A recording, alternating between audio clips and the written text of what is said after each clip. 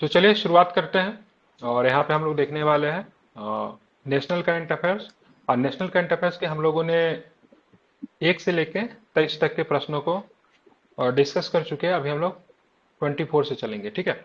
तो सबसे पहले आप देखें निर्वाण पोर्टल, ठीक है। क्या है निर्वाण पोर्टल? केंद्रीय मंत्री जी किशन रेड्डी ने नई दिल्ली में निर्वाण पोर्टल को लॉन्च किया, ठीक है। और निर्वाल पोर्टल किस प्रकार से काम करेगा? तो कोल इंडिया लिमिटेड के परिचालन जिलों के यूपीएससी उम्मीदवारों को समर्थन प्रदान करता है। कोल इंडिया लिमिटेड के परिचालन जिलों के यूपीएससी उम्मीदवारों को समर्थन प्रदान करता है। ये समझ में नहीं आया लाइन, इंग्लिश में क्या लिखा हुआ है? राष्ट्रीय सिविल कोल सेवा इंडिया परीक्षा का के निर्माण कर्मी में। है ना सर। कोल इंडिया का कर्मी अच्छा है, अच्छा उनके अच्छा अच्छा अच्छा उनको अच्छा उनके मतलब अच्छा बच्चों अच्छा के लिए। अच्छा, उनसे संबंधित है, ठीक है। तो देख रहे हैं इसकी भाषा कितनी भ्रष्ट है, समझ में आ रहा है। राष्ट्रीय सिविल सेवा परीक्षा निर्माण के मुख्य परीक्षाओं को पुरस्कृत करने की पहल उन उम्मीदवारों के लिए जिन्होंने 2024 में यूपीएससी के प्रारंभिक परीक्षा उत्तीर्ण किए, मतलब प्रीलिम्स को क्वालिफाई किया है, ठीक है। यह पोर्टल प्रधानमंत्री मोदी के मिशन कर्मयोगी से जुड़ा हुआ है, ठीक है। यह यूपीएससी उम्मीदवारों को वित्तीय सहायता प्रदान करता है जिससे अनुसूचित जाति, अनुसूचित जनजाति, महिला एवं तृतीय लिंग श्रेणी के लोग शामिल हैं। जिनके परिवार की वार्षिक आय 8 लाख रुपए से कम है उन्हें 1 लाख रुपए मिलते हैं, ठीक है। कब मिलते हैं? जब आप प्रीलिम्स क्वालिफाई कर जाते हो तो, ठीक है। तो केंद्रीय मंत्री जी किशन रेड्डी के द्वारा निर्माण पोर्टल को लॉन्च किया कि जिनका संबंध किससे है? यूपीएससी से। किससे है? तो यूपीएससी से इसमें कितने पैसे मिलेंगे प्रीलिम्स क्वालिफाई करने पे? 1 लाख। तो एक एक लाख लाख रुपए मिलेंगे, ठीक है। ध्यान में रखना है। जो कि कौन कौन होने चाहिए? तो जिनकी जिनकी वार्षिक आय 8 लाख रुपए से कम होनी चाहिए, स्पेशली अनुसूचित जाति, अनुसूचित जनजाति, महिला और थर्ड जेंडर, ठीक है। ओबीसी का कोई इसमें वो नहीं है। और आपके चचा भी तो दे रहे हैं ना, चाचा जी भी तो दे रहे हैं ना 1 लाख रुपए प्रीलिम्स हाँ, दो क्वालिफाई लाख हो करने गया। पे। 2 लाख हो गया? 1 लाख बताओ नहीं सर। मिल रहा है दिला दे यूपीएससी के लिए। नहीं, यूपीएससी के लिए 1 लाख रुपया है, बीपीएससी के लिए 50,000 है। 50,000। हाँ बिल्कुल। तो बिहार के मुख्यमंत्री अब आ गया यहाँ पे, देखिए ना। बिहार मुख्यमंत्री सिविल सेवा प्रोत्साहन योजना, ठीक है। जनरल के लिए कुछ नहीं होता इस योजना के। हाँ, जनरल में अगर आप महिला है तो फिर ठीक है, ठीक है। इस योजना के अंतर्गत बिहार सरकार बीपीएससी या यूपीएससी द्वारा आयोजित परीक्षा, अभी सिविल सेवा परीक्षाओं के प्रारंभिक दौर पास करने पर, मतलब प्रीलिम्स पास कर, एससी एसटी और ईबीसी तथा महिलाओं को वित्तीय सहायता प्रदान की। महिला में सारा, महिला में कोई कैटेगरी हो डजेंट मैटर, लेकिन इधर एससी एसटी और ईबीसी। ईबीसी बिहार में 2 कैटेगरी चलता है ओबीसी को, अदर बैकवर्ड क्लासेस का, एक है ना एक्सट्रीमली बैकवर्ड क्लासेस है, ठीक है। सेंट्रल में आप केवल ओबीसी आते हो, लेकिन बिहार में ओबीसी 1 ओबीसी 2 आ जाते हैं, ठीक है। BC1 वाले BC। बिल्कुल बीसी 1 वाले। यहाँ पे देखिए, बिहार लोक सेवा आयोग बीपीएससी द्वारा प्रायोजित सिविल सेवा परीक्षा के प्रारंभिक चरण को पास करने में 50,000 रुपया तथा यूपीएससी द्वारा आयोजित सिविल सेवा परीक्षा के प्रारंभिक दौर पे उत्तीर्ण करने पे 1 लाख रुपए मिलते हैं, ठीक है। और इस बार अपने ही ग्रुप का प्रीलिम्स तो क्वालिफाई कर ली है, ठीक है। सीएपीएफ तो यूपीएससी ही ना एग्जाम लेती है, तो उसमें भी तो मिलेगा ना। हाँ, मिल सकता है। हाँ सर। हाँ ठीक है। और कुछ मिलेगा तो भाई कुछ भी मिले, ठीक है। तो मिल रहा है, ठीक है। तो 50,000 1 लाख रुपए आपको ध्यान में रखना है। अब आते हैं स्मार्ट सिटी मिशन 31 मार्च 2025 तक बढ़ाया गया है, ठीक है। तो स्मार्ट शहरों में चल रही परियोजनाओं के शेष 10% को पूरा करने के लिए भारत सरकार ने स्मार्ट सिटी मिशन की अवधि बढ़ा दी है। तो स्मार्ट सिटी अवधि का मिशन अवधि जो है सो आपको कब तक बढ़ा दिया गया? 2025 तक बढ़ा दिया गया। स्मार्ट शहरों में चल रही परियोजनाओं के शेष 10%, मतलब 10% ही बाकी है, उसको पूरा करने के लिए भारत सरकार ने स्मार्ट सिटी मिशन की अवधि बढ़ा दी है। स्मार्ट सिटी मिशन की बात करें, केंद्र सरकार की योजना है, ध्यान में रखना है। इसको शुरू किया गया था नरेंद्र मोदी जी के द्वारा, ध्यान में रखना है। 25 जून 2015 को प्रारंभ किया गया था। कब किया गया था? 15 में, ठीक है। अब पूरे काम हो चुका है, थोड़ा सा काम बाकी है। काम कब तक पूरा हो जाएगा? तो 2025 तक पूरा हो जाएगा, ठीक है। और इस मिशन के तहत स्मार्ट सिटी के रूप में विकसित करने के लिए एक प्रतियोगिता के माध्यम से 100 शहरों का चयन किया गया है, ठीक है। यह स्मार्ट सिटी मिशन को दिया गया तीसरा विस्तार है, ठीक है, थर्ड एक्सटेंशन है। स्मार्ट सिटी मिशन के तहत बिहार के 4 स्मार्ट शहर को चुना गया। कौन कौन है चारों शहर है? ये ध्यान में रखिए, काफी इंपोर्टेंट है। पटना, भागलपुर, बिहार शरीफ, मुजफ्फरपुर, ठीक है। ये सारे ही शहर की स्थिति बहुत खराब है। स्पेशली अभी भागलपुर की बात करेंगे तो घर घर में बाढ़ घुसा हुआ है वहां पे। क्या स्थिति भागलपुर का? गया में भी सर, गया को भी तो चुना गया हाँ इसमें। ठीक है, बहुत खराब है सर। गया का भी चुना है, स्मार्ट सिटी में गया है। हाँ नहीं नहीं, लग रहा है सर, क्योंकि सर नहीं वहाँ है पे सर। मेट्रो में था ना, मेट्रो में था वो, मेट्रो में है। पटना, भागलपुर, बिहार शरीफ और मुजफ्फरपुर। ठीक है, माइक इनका एक हो रहा है, बंद कर लीजिए जरा।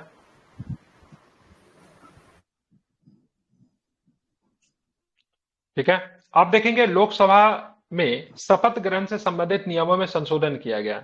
लोकसभा अध्यक्ष ओम बिरला ने लोकसभा के नवनिर्वाचित सदस्यों के शपथ ग्रहण संबंधित नियमों में संशोधन किया। लोकसभा के प्रक्रिया तथा कार्य संचालन नियमों के, ठीक है, वही कार्य संचालन, ठीक है, के नियम के 389 के अनुसार नए खंड में कहा गया कि सदस्य भारत के संविधान की तीसरी अनुसूची में शपथ लेगा तथा परित्याग करेगा। ठीक है, तीसरी अनुसूची की बात के सब शेड्यूल में क्या है? शपथ। बिल्कुल शपथ ही है। ठीक है, ध्यान रखना। ठीक है, तो सदस्य भारत के संविधान की तीसरी अनुसूची में शपथ लेगा या प्रतिज्ञान करेगा। इसमें शपथ या प्रतिज्ञान के प्रारूप के उपसर्ग या प्रत्यय के रूप में किसी शब्द का अभिव्यक्ति का प्रयोग नहीं किया जाए। अभी हाल फिलहाल में लोगों ने, किसी ने नारा लगा दिया, क्या नारा लगा दिया यार, किसी ने हिंदू धर्म से फिलिस्तीन वाला संबंधित सर, फिलिस्तीन वाला। फिलिस्तीन वाला, ठीक है, जय फिलिस्तीन, तो फिर एक ने क्या कह दिया, तो इसीलिए भाई जो कंडीशन है उसी को फॉलो करो। ये जो वैसे किया था। हाँ, ये फालतू का जो काम जो करो, मतलब सेंस एकदम सेंसलेस लोग, मतलब आप वहां तक पहुंच रहे हो। ठीक है, आप देश की जनता का प्रतिनिधित्व कर रहे हो, उतने गरिमामयी पद पे है। ठीक है, आप लॉ मेकर्स हो, लेकिन ब्रेनलेस आदमी सब है, मतलब समझ में नहीं आ रहा, मतलब सेंस नाम का चीज नहीं है। ठीक है, ये कदम 18वीं लोकसभा में यूनिवर्सिटी थोड़ी जला दिया था सर, बिना सेंस। यह 18वीं लोकसभा के 24 और 25 जून को शपथ लेने के दौरान कई सदस्यों द्वारा नारे लगाने के विरोध में किया गया। ठीक है, चाहे कोई भी नारा लगाओ, कोई भी धार्मिक नारा लगाओ, डजेंट मैटर, चाहे वो किसी रिलीजन को हो, हिंदुज्म हो, कुछ भी हो। ठीक है, मैटर नहीं करता है। गरिमा है, सदन का बना हुआ रहना चाहिए, और सेकुलर है, सेकुलर रहने दीजिए। ठीक है, अधिक जानकारी देख लेते हैं। अनुसूची 3 में न्यायाधीशों सहित निर्वाचित पदाधिकारियों के शपथ और पद की पुष्टि के रूप में सम्मिलित किया गया। इसमें निम्नलिखित के लिए शपथ और पुष्टि से रूप में शामिल है। ठीक है, अनुसूची 3 की बात कर रहा हूँ। भारत के केंद्रीय मंत्री, संसद, चुनाव उम्मीदवार, ठीक है, सदस्य, संसद सदस्य, सर्वोच्च न्यायालय के न्यायाधीश, नियंत्रक और महालेखा परीक्षक, राज्य के मंत्री, राज्य विधानमंडल, चुनाव उम्मीदवार, राज्य विधानमंडल सदस्य, उच्च न्यायालय के न्यायाधीश। ठीक है, सबके बारे में आपको यहीं पे आपको देखने को मिलेगा। ठीक है, प्रेसिडेंट और वाइस प्रेसिडेंट नहीं होता है। ठीक है, प्रेसिडेंट नहीं आते हैं, वाइस प्रेसिडेंट भी नहीं है। ठीक है, और वीपी भी नहीं आते। ठीक है, प्रेसिडेंट और वाइस प्रेसिडेंट इसमें नहीं आता, बाकी सबके सब इसी में है। ठीक है, भारतीय सोशल मीडिया प्लेटफॉर्म को बंद हो गया ये। Yes sir. हाँ तो बंद नहीं हो। अरे नहीं, इसका यूट्यूब हम तो चलाते नहीं है, लेकिन फेसबुक कभी कभी लॉन्च यूज किया था करते हैं। काउंटर करने के लिए, हाँ, तो वहां पे ट्विटर का काउंटर करने के लिए किया था, लेकिन तो वहाँ पे हमेशा कू का प्रचार देखते थे। कल परसों भी तो देखे थे। लगभग 10 मिलियन सक्रिय उपयोगकर्ता वाला कू महत्वपूर्ण साझेदारियां और वित्त पोषण हासिल करने में विफल रहने के बाद अपना परिचालन बंद कर दिया। बैंक विदावता और अप्रमेय राधाकृष्ण ने 2020 में कू की स्थापना की थी, जिसका उद्देश्य वैश्विक स्तर पर माइक्रो ब्लॉगिंग प्लेटफॉर्म एक्स का विकल्प था, मतलब ट्विटर का विकल्प था। ठीक है, इसका नाम कू था। शुरुआत किसके द्वारा किया? मयंक विदावत्का और अप्रमेय राधाकृष्ण, यही होता है। ठीक है, नहीं चल पाता। अमेरिकन कंपनी को काउंटर करने के लिए कोई दूसरा चल ही नहीं पाता। जैसे आप बात करोगे, इंस्टाग्राम फेमस हुआ, ठीक है, मेटा ने उसे बाई कर लिया। व्हाट्सएप फेमस हुआ, मेटा ने उसे बाई कर लिया। ठीक है, ट्विटर था, उसको, हालांकि ट्विटर को तो बाई करके अच्छा किया। ठीक है, क्योंकि इसका कुछ अलग ही रुतबे थे। इसको एलन मस्क ने बाई करके ठीक ही किया, इसके लिए मुझे कोई दिक्कत नहीं है। ओपन कर दिया है इसको फिर। हाँ, तो थोड़ा सा ट्विटर थोड़ा ज्यादा ही, मतलब वो था, बायस था। नई दिल्ली में लोग, सर वहाँ पे हाँ थोड़ा उचित हो गया। ठीक, नई दिल्ली में लोक संवर्धन पर्व का उद्घाटन किया गया। ठीक, केंद्रीय अल्पसंख्यक मामले और संसदीय कार्य मंत्री किरण रिजिजू ने नई दिल्ली में लोक संवर्धन पर्व का उद्घाटन किया। ठीक है, तो लोक संवर्धन पर्व का उद्घाटन कहाँ पे किया गया? तो ध्यान में, नई दिल्ली में।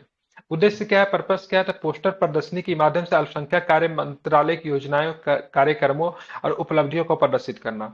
लोक संवर्धन पर्व भारत में अल्पसंख्यक समुदाय के कल्याण और विकास के लिए मंत्रालय के कार्यों का उत्सव है। ठीक है, ये मंत्रालय के कार्यों का उत्सव है। ठीक है, किसके लिए? तो लोक संवर्धन पर्व भारत के अल्पसंख्यक समुदाय के कल्याण और विकास के लिए मंत्रालय के कार्यों का उत्सव है। मंत्रालय की योजनाएं, कार्यक्रम और उपलब्धियों को प्रदर्शित करने के लिए केंद्र सरकार की 100 दिवसीय कार्य योजना के तहत लोक संवर्धन पर्व का आयोजन किया गया है। और कहाँ पे किया गया तो ध्यान रखेंगे, नई दिल्ली में। मध्य प्रदेश बना पीएम स्वनिधि योजना के सबसे प्रदर्शन करने वाला राज्य बना। ठीक है, स्वनिधि योजना किसके लिए है? तो स्ट्रीट वेंचर नहीं होता जो ठेला वगैरह लगता है, ठीक है, स्ट्रीट वेंचर के लिए, हाँ उसी के लिए। ठीक है, तो मध्य प्रदेश बन गया पीएम स्वनिधि योजना में सबसे प्रदर्शन करने वाला राज्य।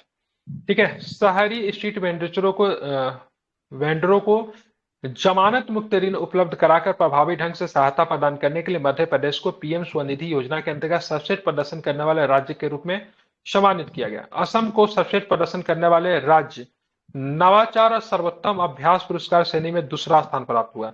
दिल्ली को सर्वश्रेष्ठ प्रदर्शन करने वाले यूएलबी के रूप में मान्यता दी गई। केरल को systematic progressive analytical real time ranking spark श्रेणी में सर्वोच्च स्थान मिला, जबकि उत्तर प्रदेश और राजस्थान ने क्रमशः दूसरा और तीसरा स्थान हासिल किया।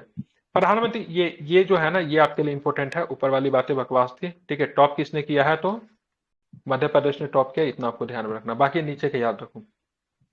प्रधानमंत्री स्वनिधि योजना कब शुरू की गई थी? 2020 में शुरू की गई थी। ठीक है, कितने जमानत मुक्त ऋण आपको प्रदान होते हैं? 50,000 रुपया मिलते हैं, जिसे 1 वर्ष के भीतर चुकाया जा सकता है। इसका उद्देश्य वित्तीय स्थिरता को बढ़ाना और छोटे व्यवसायों को मतलब क्या करना? समर्थन देना। छोटे मोटे व्यवसाय जो होते हैं, जो ठेला पे चाट पकौड़ी सब का जो दुकान वगैरह जो आप देखते हो, सत्तू वगैरह जो बेचते रहते हैं, लिट्टी वगैरह, उस सबको भी मतलब इसमें बढ़ावा मिलेगा। ठीक है, तो उनके लिए जो पूंजी जो दिया जाता है पर्याप्त होता है। किसी ने ठेला खरीद लिया 20-25 का सामान ले लिया, अब अपना बेच रहे हैं, पैसे भी कमा रहे हैं, धीरे धीरे पैसा चुका भी रहे। ठीक है, तो काफी बढ़िया है ये। तो पीएम स्वनिधि योजना स्ट्रीट वेंडर के लिए था और इसकी शुरुआत कब हुई थी? तो 2020 में। ठीक है, और कितने रुपए की जमानत मुक्त ऋण दिए जाते इसमें?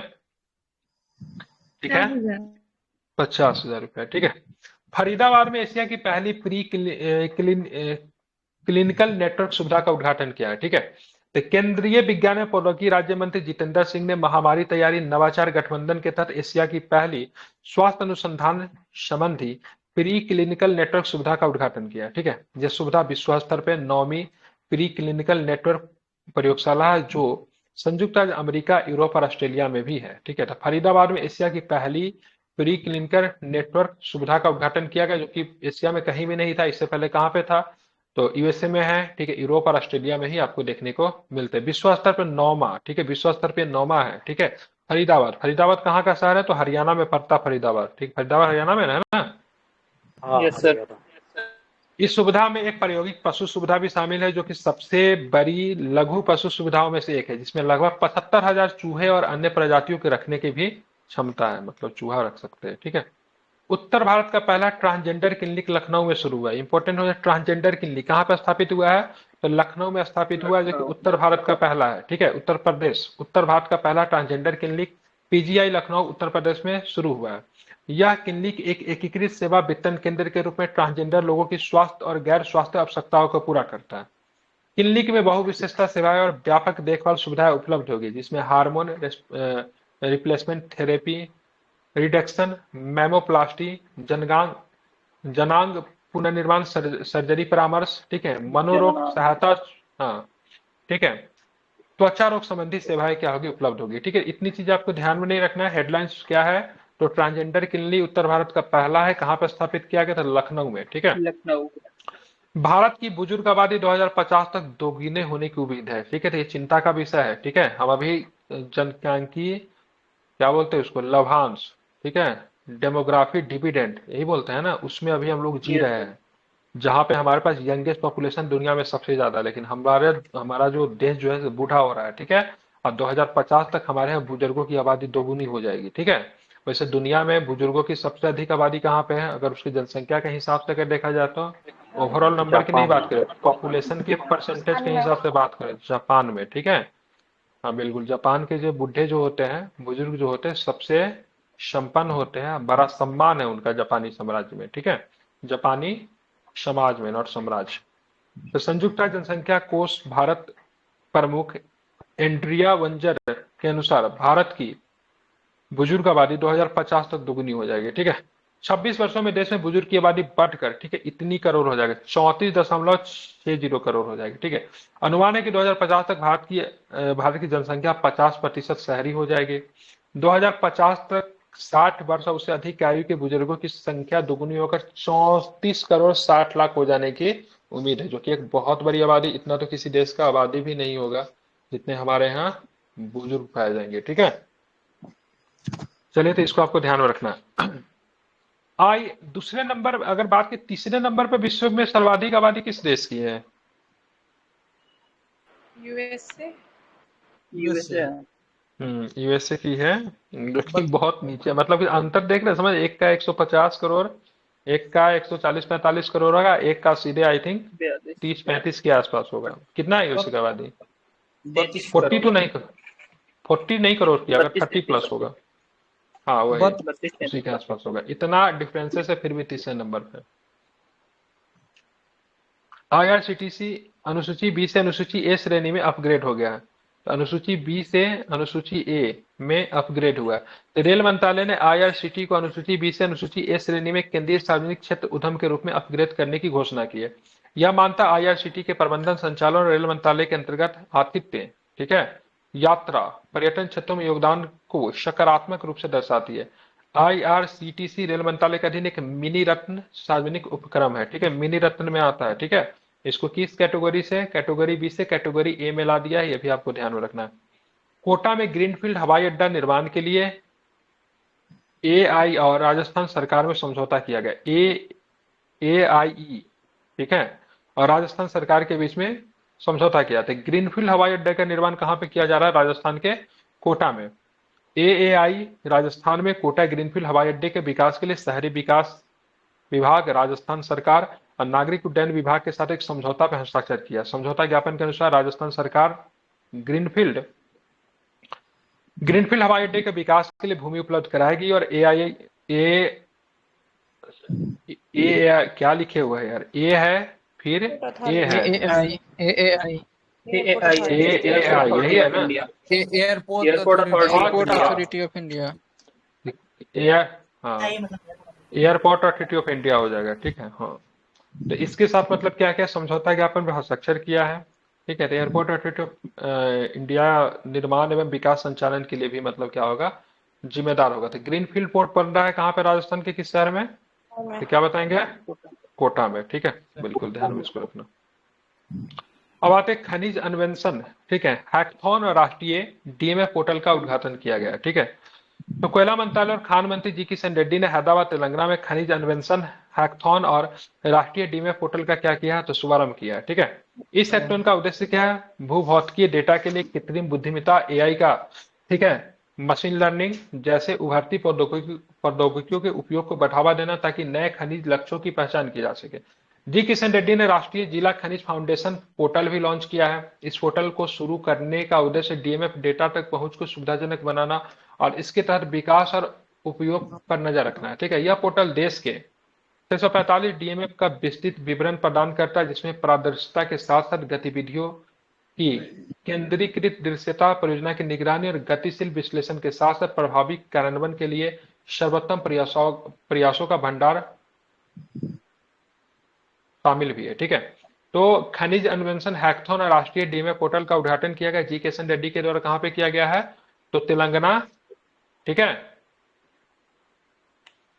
कहां पे? तेलंगाना, हैदराबाद में। ठीक है, अब आते हैं H125 हेलीकॉप्टर के लिए एयरबस और टाटा में समझौता हुआ है। ठीक है, तो एयरबस और टाटा में फिर से समझौता हो गया है हेलीकॉप्टर के लिए। कौन सा हेलीकॉप्टर? H125। ठीक है, एयरबस और टाटा 2026 तक भारत का पहला H125 हेलीकॉप्टर लॉन्च करने की तैयारी में। ठीक है, कौन कौन?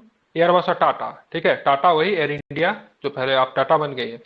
आत्मनिर्भर भारत पहल के अनुरूप और निर्णायक चुनौतियों के बावजूद भारतीय एरोस्पेस बाजार में निवेश करने की एयरबस की प्रतिबद्धता को दर्शाती है।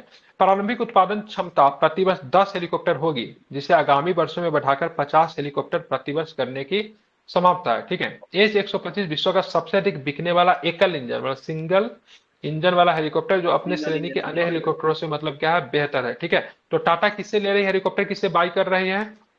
एयरबस। तो एयरबस से। ठीक है, ध्यान रखना है, एयरबस से कर रही है। ठीक है, कब तक मिल जाएगा? मतलब 2026 से खरीदना शुरू करेगी। ठीक है, जो कि प्रति वर्ष कितना देगा? 10 देगा। ठीक है, इसे आगामी वर्षों में 50 तक बढ़ा दिया जाएगा।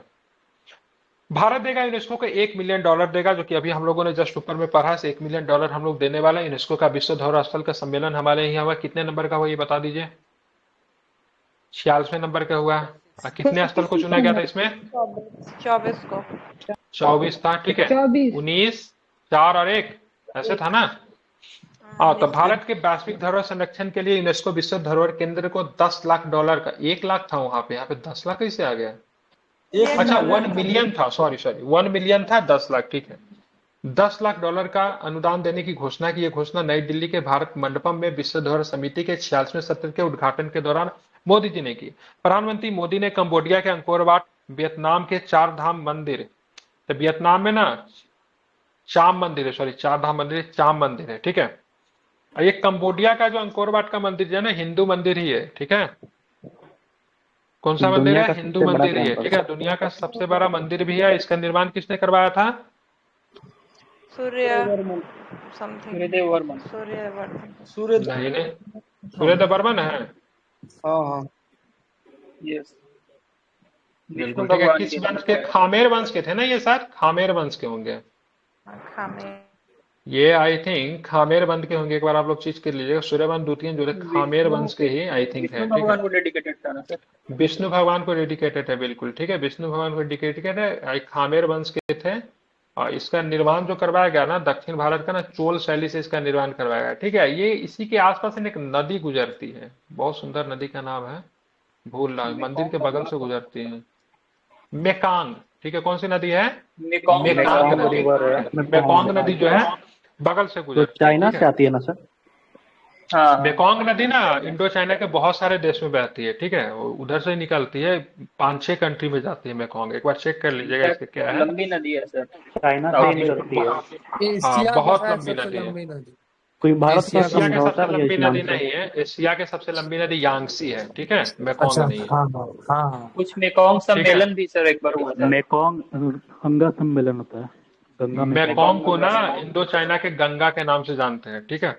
काफी रिस्पेक्टफुल नदी है। तो प्रधानमंत्री मोदी ने कंबोडिया में अंकोर वाट, वियतनाम में चाम मंदिर, म्यांमार के बगान स्तूप जैसे विरासत स्थलों के संरक्षण में भारत की सहायता पर प्रकाश डाला, ठीक है। $1 मिलियन के अनुदान का उपयोग क्षमता निर्माण, तकनीकी सहायता और विश्व धरोहर स्थलों के संरक्षण के लिए भी किया जाएगा। खामेर ठीक है। वंश से हाँ, खामेर के ही होंगे, ठीक है। राजकोट में स्थानीय शासन लेखा परीक्षा के लिए अंतर्राष्ट्रीय केंद्र का उद्घाटन किया गया, ठीक है। तो स्थानीय शासन लेखा परीक्षा के लिए, ठीक है, भारत के नियंत्रक महालेखा परीक्षक गिरीश चंद्र मुर्मू ने, ठीक है, राजकोट गुजरात में स्थानीय शासन की लेखा परीक्षाओं के लिए अंतर्राष्ट्रीय केंद्र का उद्घाटन। गिरीश चंद्र मुर्मू एक राज्य के एलजी भी रहे। कहाँ के एलजी रहे? जम्मू कश्मीर। लद्दाख। बिल्कुल, जम्मू कश्मीर के LG लद्दाख के तौर पर भी काम किया। लद्दाख नहीं, लद्दाख के नहीं, जम्मू कश्मीर के रहे। आर के माथुर रहे लद्दाख के, ठीक है। जीसी मुर्मू जम्मू कश्मीर के। मनोज सिन्हा के बाद बने थे। मनोज सिन्हा के बाद की मनोज सिन्हा से पहले? मनोज सिन्हा पहले बने पहले- थे, मनोज पहले सिन्हा। होंगे। अभी भी मनोज तो सिन्हा तो अभी मनोज भी है। सिन्हा। हाँ, अभी भी मनोज सिन्हा। नहीं, सुनिए, सबसे पहले बनाए गए थे आपका ये बिहार से ही के ही रहे थे सत्यपाल मलिक। उसके बाद सत्यपाल जब मलिक वहां पे 370 लगा तो 370 के बाद सत्यपाल मलिक थे, फिर जीसी मुर्मू बने, ठीक है। जीसी मुर्मू के बाद और भी कोई आया था मनोज क्या? सिन्हा। मनोज सिन्हा को नहीं बनाया नहीं गया, नहीं, ठीक है। उनके बाद मनोज सिन्हा। बिल्कुल। केंद्र का उद्देश्य पूरे देश में जमीनी स्तर पर शासन संबंधी मुद्दों का समाधान के लिए एक थिंक टैंक के रूप में कार्य करना, ये सूचना साझा करने के लिए एक मंच के रूप में भी काम करेगा और स्थानीय स्व संस्थाओं को मजबूत करने की महत्वपूर्ण भूमिका निभाएगा। तो स्थानीय शासन लेखा परीक्षा के लिए अंतर्राष्ट्रीय केंद्र का उद्घाटन कहाँ पे किया है? गुजरात के राजकोट में, ठीक है। और राजकोट किसके लिए प्रसिद्ध है? तो गांधी जी के लिए भी जाना जाता है, ठीक है।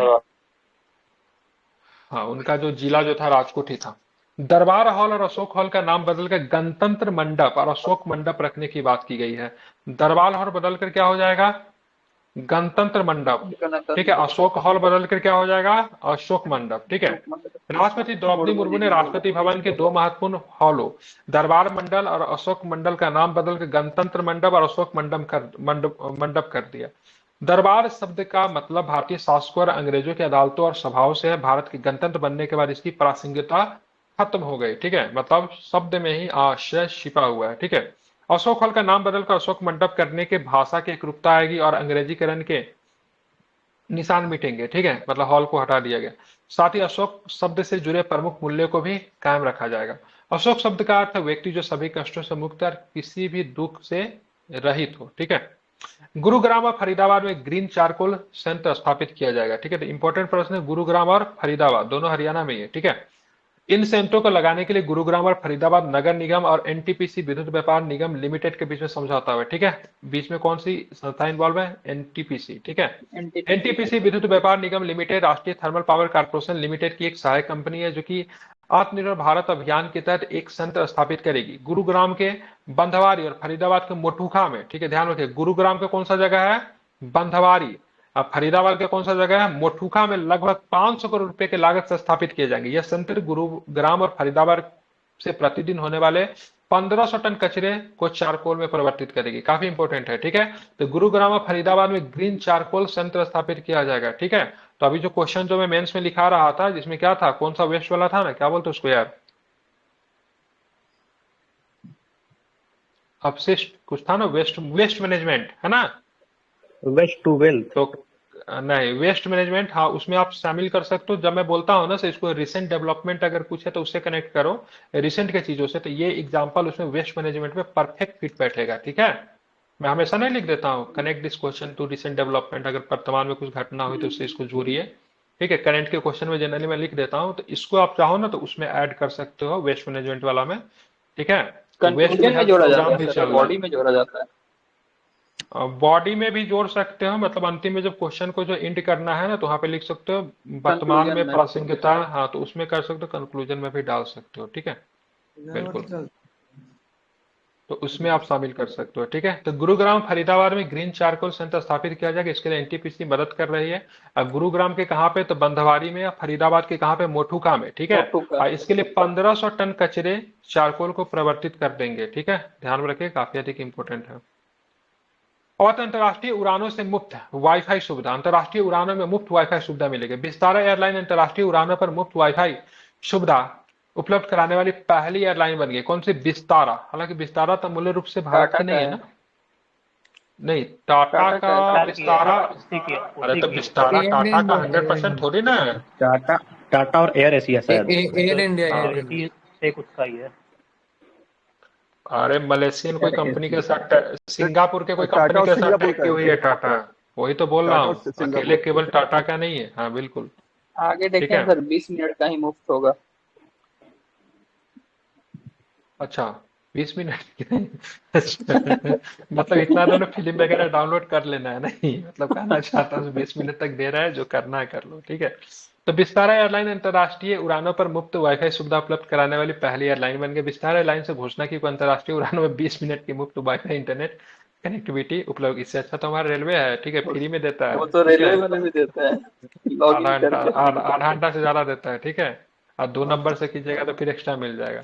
और वो भी ना स्पीड कम हो जाता है लेकिन अनलिमिटेड चला सकते हैं। यह सेवा बोइंग 789 ड्रीम लाइनर और एयरबस A321 नियो विमानों के द्वारा संचालित उड़ानों में उपलब्ध होगा, ठीक है। विस्तारा एयरलाइन टाटा, देखिए यहाँ पे लिखा हुआ है ना, वही तो बोला, केवल टाटा के नहीं है, तो आप लोग हल्ला कर रहे थे। तो विस्तारा एयरलाइंस टाटा समूह सिंगापुर एयरलाइंस की संयुक्त में, मतलब विस्तारा जो है ना एयर इंडिया की, सॉरी टाटा एयरलाइंस कह लीजिए, एयर इंडिया उसकी प्रीमियम सर्विस, टाटा का स्टेक ज्यादा है सर इसमें। हाँ, टाटा का स्टेक ज्यादा है। हाँ, टाटा ने अभी हाल फिलहाल में अपना स्टेक ज्यादा इसमें घुसा दिया, पहले उतना नहीं था, लेकिन हाल फिलहाल में इसने कुछ और भी इसमें बाई कर लिया था, टाटा का स्टेक ज्यादा हो गया। तो दुनिया की पहली सीएनजी बाइक लॉन्च हो गई है, ठीक है। तो दुनिया की पहली सीएनजी बाइक लॉन्च की गई है, कहां पे लॉन्च की गई है? तो पुणे में लॉन्च किया। इसका नाम क्या? बजाज डी फ्रीडम 125, ठीक है। तो बजाज डी फ्रीडम 125 बाइक को लॉन्च किया गया, जो कि दुनिया की पहली सीएनजी बाइक है। सक्सेस कितना होता है देखना पड़ेगा। यह पेट्रोल मोटरसाइकिल की तुलना में 50%, ये सब क्या पढ़ चुके हैं हम लोग पहले भी? नहीं, ये पढ़ चुके हैं, ये तो सर पहले नहीं हुआ है, नहीं ये पहले नहीं हुआ है, ठीक है, ठीक है। तो इसे पेट्रोल मोटरसाइकिलों की तुलना में 50% अधिक किफायती होगी। केंद्रीय सड़क परिवहन मंत्री नितिन गडकरी ने पुणे के पिंपरी चिंचवाड़ में इस मोटरसाइकिल को लॉन्च किया। यह दुनिया की पहली सीएनजी बाइक है जिसे चलाने के लिए 2 ईंधन वाली 2 लीटर पेट्रोल और 2 लीटर सीएनजी टैंक का विकल्प दिया गया। मतलब पेट्रोल पे भी चल सकता है और सीएनजी पे भी चल सकता है, ठीक है, दोनों है इसमें, ठीक है। और इसको दुनिया का पहला, इसको कहाँ पे लॉन्च किया गया? गडकरी जी के द्वारा, ठीक है, पुणे के चिंचवार में, हाँ बिल्कुल। एशिया का पहला 213 का हवाई माइलेज है स्पीड, सर। कितना का माइलेज है? 213 का माइलेज है सीएनजी पे। मतलब 1 लीटर सीएनजी डालेंगे तो 213 किलोमीटर चलेगा। नहीं sir, Yes, 100 sir. Kilometre, 1 litre CNG में 100। वही तो कुछ ज्यादा नहीं 213 लिखा हुआ है सर, मिंट कहाँ वाले लिखा बोल हुआ रहे 213? 200 इसका हो गया, बाकी 2 पेट्रोल का। livemin.com। केवल नहीं, सीएनजी पे ना। चलाइएगा तो 213, और पेट्रोल पे हाँ, चलाइएगा तो सीएनजी का 2 लीटर में 213, 2 लीटर में 213 है। अरे 2 लीटर में ना, हाँ 2 लीटर नहीं में सर, भी अगर 213 पर चलता है तो केजी, बहुत है। पर KG 102 kilometre by CNG and 60 हाँ, वही किलोमीटर हो गया। पर लीटर विथ पेट्रोल। हाँ। तो सीएनजी का रेट क्या है आजकल? पेट्रोल से महंगा है कि सस्ता है? 70 का है शायद, 70। हल्का सा कम है सर। तो बढ़िया है यार, तो अच्छा है। बाइक ले सकते हैं फिर, बढ़िया है, तो काफी अच्छा माइलेज दे रहा है। मतलब यहाँ पे लिखा भी 50% अधिक किफायती होगा, समझ रहे हैं ना? तो बाकी बढ़िया। बारह एरिया है, बढ़िया चलता है सर। हम्म।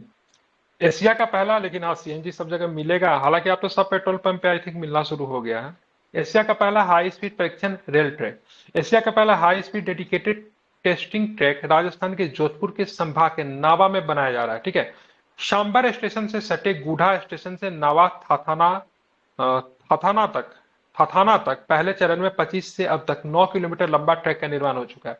25 किलोमीटर लंबे समर्पित परीक्षण ट्रैक के निर्माण के शेष 37 किलोमीटर का निर्माण दूसरे चरण में किया जाएगा। दिसंबर 2025 तक कुल 62 किलोमीटर लंबाई वाला हाई स्पीड समर्पित ट्रैक बनाया जाएगा, ठीक है। तो एशिया का पहला हाई स्पीड प्रशिक्षण रेल ट्रैक कहाँ पे बनाया जा रहा है? तो राजस्थान के जोधपुर संभाग डेट मीन जिला होता है, ठीक है। कहाँ पे? नावा में बनाया जा रहा है, ठीक है, नवा में, ठीक है, ध्यान में रखिएगा, इंपॉर्टेंट है। भारत सरकार ने कैबिनेट समितियों में फेरबदल किया है। प्रधानमंत्री नरेंद्र मोदी ने एनडीए सरकार के केंद्रीय मंत्रिमंडल के भीतर 8 महत्वपूर्ण समूहों का पुनर्गठन किया। एनडीए के सहयोगी टीडीपी, जदयू और जेडीएस समेत कई दलों के मंत्रियों को कैबिनेट में नई समितियों में जगह मिली। अमित शाह सभी कैबिनेट समितियों में शामिल किया गया। अमित शाह सभी कैबिनेट समितियों में शामिल किया गया। कौन कौन सा निम्नलिखित 8 समितियों का पुनर्गठन किया? नियुक्ति समिति है, आवास संबंधी समिति है, आर्थिक मामलों की समिति है, संसदीय कार्य समिति है, ठीक है, ये इंपॉर्टेंट होता है संसदीय कार्य समिति, राजनीतिक मामलों की समिति, सुरक्षा मामलों की समिति, निवेश एवं विकास समिति, कौशल विकास एवं रोजगार समिति। और सब में एक पर्सन कॉमन है, कौन सा है? अमित शाह, ठीक है। अमित शाह। केरल के त्रिशूर में अफ्रीकी स्वाइन बुखार आपको देखा गया। तो अफ्रीकी स्वाइन फीवर एक घातक और संक्रामक रोग है जो कि पालतू एवं जंगली सुअरों को प्रभावित करता है, ठीक है। इस बुखार के कारण त्रिशूर जिले में, ठीक है, गांव पंचायत का नाम क्या? मड्डक थारा पंचायत में एक निजी फार्म में 310 सुअर को मारने का आदेश दिया गया, ठीक है। 310 सुअर को मार दिया जाएगा, ठीक है। तो अफ्रीकी स्वाइन फ्लू किसे इफेक्ट करती है? सुअर को इफेक्ट करती है, ठीक है। एडीबी मतलब वाहक सुअर है इसके। एडीबी गुजरात में 400 मेगावाट का सौर ऊर्जा संयंत्र बनाएगा, ठीक है। तो एडीबी गुजरात में कितने मेगावाट का सौर ऊर्जा संयंत्र बनाने जा रहा है? 400, ठीक है। एशियाई विकास बैंक और इंजी ग्रुप ने गुजरात के सुरेंद्रनगर में 400 मेगावाट का सौर ऊर्जा संयंत्र बनाने के लिए एक समझौता ज्ञापन पे हस्ताक्षर किया है। कितना? 400 मेगावाट, ठीक है, ध्यान रखना है। साथ में कौन कौन है? तो एशियाई विकास बैंक और इंजी ग्रुप। यह कार्यक्रम 2030 तक कम से कम 500 गीगावाट गैर जीवाश्म ईंधन ऊर्जा उत्पादन स्थापित करने की भारत की बड़ी योजना के अनुरूप है, ठीक है। झारखंड के अभ्रक खदान बाल श्रम मुक्त घोषित कर दिया गया, ठीक है। तो राष्ट्रीय बाल अधिकार संरक्षण आयोग ने झारखंड के अभ्रक खदानों के बाल श्रम मुक्त घोषित किया। यह अभ्रक खनन में बाल श्रम की आपत्ति श्रृंखला को समाप्त करने का पहला प्रयास है। अभ्रक की बात की, अभ्रक एक चमत्कार पारिभाषी खनिज है जिसका उपयोग सौंदर्य प्रसाधन, कॉस्मेटिक बनाने के लिए, इलेक्ट्रॉनिक्स, ऑटोमोबाइल्स और निर्माण जैसे विभिन्न उद्योगों में किया जाता है। ये झारखंड के कोडरमा, गिरिडीह जिलों में प्रचुर मात्रा में पाया जाता है, ठीक है। उसके बाद बात करेंगे, अतिरिक्त जानकारी की बात करेंगे तो एनसीपीआरसी और वैधानिक निकाय जिसकी स्थापना बाल अधिकार संरक्षण आयोग अधिनियम 2005 के प्रावधानों के तहत 2007 में किया गया, ठीक है। तो ध्यान रखें, एनसीपीसीआर की बात करेंगे, हाँ, तो इसकी स्थापना 2007 में हुई थी। हाँ बिल्कुल। चीन दुनिया का अभ्रक का सबसे बड़ा उत्पादक है। अभ्रक के उत्पादन भारत का स्थान 8वां है। 8वां चला गया, पहले तो दूसरा हुआ करता था। आंध्र प्रदेश भारत का सबसे बड़ा अभ्रक उत्पादक राज्य, इसके बाद राजस्थान का स्थान है। अभ्रक बिहार के गया, मुंगेर और गया और मुंगेर जिले में पाया जाता है। बिहार अबरक उत्पादन में भारत में तीसरे नंबर पे है। ठीक है, ये मुझे डाटा गलत लग रहा है, 8वां स्थान नहीं होना चाहिए, ये गलत है। चीन पहला, भारत दूसरा, तीसरा बहुत हो गया। भारत दूसरे नंबर पे था अबरक के उत्पादन में, हम लोग आत्मनिर्भर थे। एक बार चेक कीजिएगा इस डाटा को जरा। ठीक है, ये आपका क्या हो गया, समाप्त हो गया। कल हमारा क्या होगा, डाटा अंतरराष्ट्रीय सही होगा। है ठीक है, सर, 8वां डाटा है। सही है, 8 है। अच्छा यार, ठीक है। आंध्र प्रदेश पहले नंबर पे। चलिए एक बार रिवीजन भी करवा दूं क्या, छोड़ दीजिए सर, कल करवा कर दूं दें। क्या? हाँ, ज्यादा नहीं है वैसे, आप लोग कल इसको खुद से कर लेना। ठीक है।